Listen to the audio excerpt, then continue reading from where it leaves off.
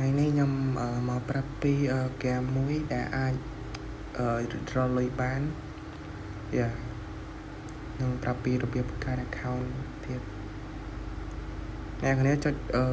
ចាំខ្ញុំ pin link ហ្នឹងក្នុង description របស់ខ្ញុំអ្នកគ្នាចុចមកចុចនេះ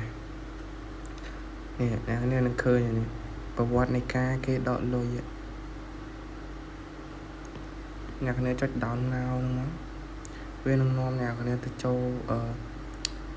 ទៅកាន់ Play Store នេះខ្ញុំបាន down រួចហើយអ្នកគ្នាបើអត់ទាន់ down ចុច down ទៅហើយខ្ញុំចុចចូលមកហើយអ្នកគ្នាភ្ជាប់ជាមួយអីក៏បានដែរហើយយើងអាចរកលុយបានហើយសម្រាប់នៃការដកលុយវិញយើងដកតាម PayPal យើងដកតាម PayPal នេះខ្ញុំចុចគ្រប់គោលការណ៍របស់វាហើយខ្ញុំខ្វះតែប៉ុន្មានទៅទេខ្ញុំដកលុយបានខ្ញុំថតវីដេអូប្រាប់ម្ដងទៀតហើយនឹងមានទទួលសេវាកម្មបង្កើត PayPal ក៏ដូចជា TikTok USA អ្នកទាំងអស់គ្នាតម្លៃធូរទេ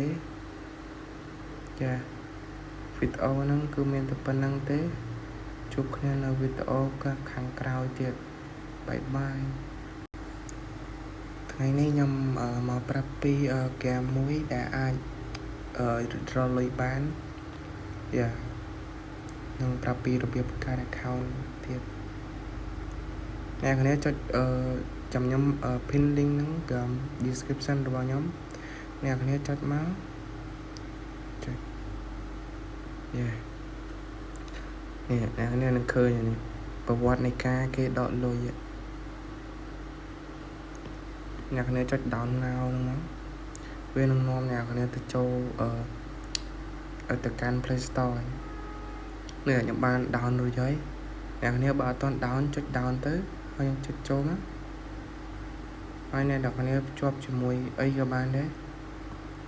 ហើយយើងអាចរកលុយបានហើយសម្រាប់នៃការដកលុយវិញយើងដកតាម PayPal យើងដកតាម PayPal នេះខ្ញុំចុចគ្រប់គោលការណ៍របស់វាហើយខ្ញុំខ្វះតែប៉ុន្មានទៅទេខ្ញុំដកលុយបានខ្ញុំថតវីដេអូប្រាប់ម្ដងទៀតហើយនឹងមានទទួលសេវាកម្មបង្កើត PayPal ក៏ដូចជា TikTok USA អ្នកទាំងអស់គ្នាតម្លៃធូរទេ